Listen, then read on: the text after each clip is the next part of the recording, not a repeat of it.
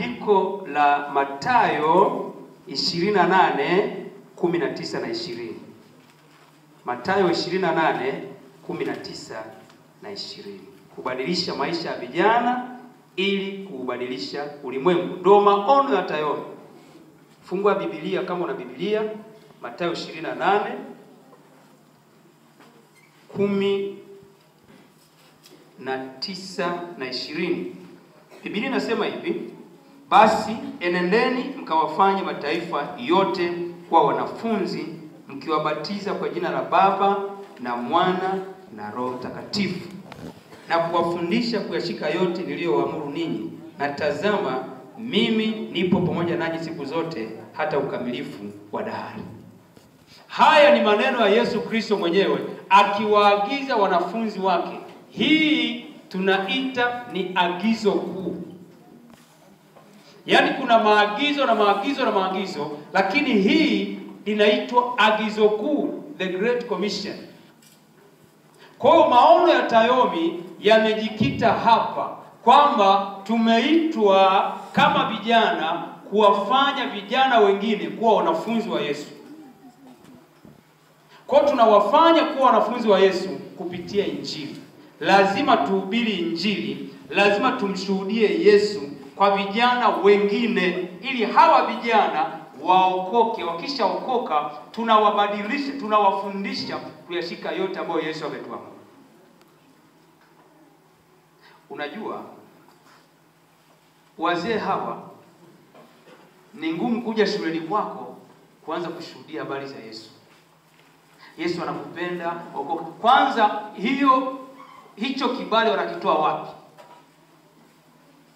Kibali cha mzee Kayange au wazee hawa kuja shuleni darasani kwako kuanza kushuhudia wanakitoa wapi? Lakini kumbe wewe mwana Kasfeta Tayomi, ndani ya darasa lako unaweza kuwafanya vijana wenzako kuwa wanafunzi wa Yesu kupitia Injili.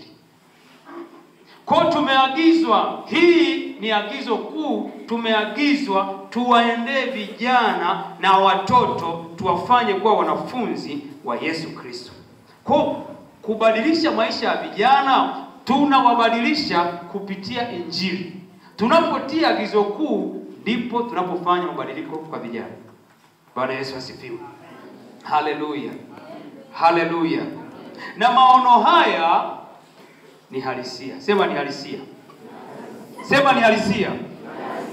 Wakati tunaokoka, mimi niliokoka miaka 3 baada ya Kasfeta kuzaliwa mwaka 1992. Mwaka 95 nikiwa sekondari ndipo nikampa Yesu maisha. Na nilienda kuanza form 1, nikakutana na wana Kasfeta, wakaniambia habari za Yesu, nikapiga magoti nikasalenda kwa Yesu. Tulipoendelea katika huduma ya Kasfeta, baadaye nikawa mratibu, muasisi wa huduma hii, muasisi wa maono haya, mchungaji Daktari Joseph Justin alikuwa anatuuliza, je, maono ya Tayomi ni halisia ama sio halisia? Kama ni halisia, kwa vipi? Tunaeleza. Is this vision realistic? If yes, how? Ilikuwa ni swali ambalo alikuwa analiuliza.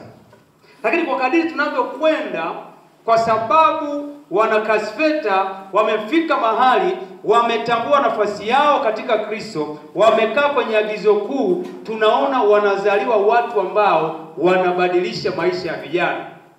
Haleluya. Kwa haya maono ni halisia. Ilikuwa mwezi wa 6 au wa 12 alipokuja yule ndugu kutoka Uingereza. Ilikuwa mwezi wa wangapi walikuwepo Morogoro JNLC mwaka jana? Waliokuwepo AGM mwaka jana? Hamuendaje? Mnatakiwa muende mkapate exposure, si ndio? Kama sasa hivi unaanza kukusanya nauli taratibu. Nauli taratibu. Unaweza kumwona hata mratibu wa wilaya yuko wapi? Alikuwepo hapo. Unamuona mratibu, unamwambia mratibu nataka kwenda kambi la viongozi. Naomba nitengenezee fomu. Unachukua fomu unapeleka kwa baba, kwa mama.